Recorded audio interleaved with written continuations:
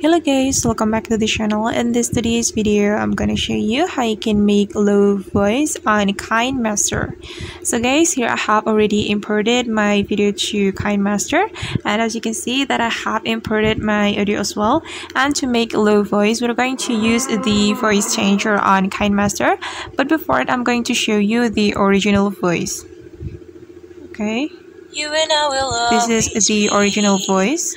Celebrate. And to make the low voice, we can tap on the audio like this, and we can click on voice changer, and you're going to click on the man voice changer, this one.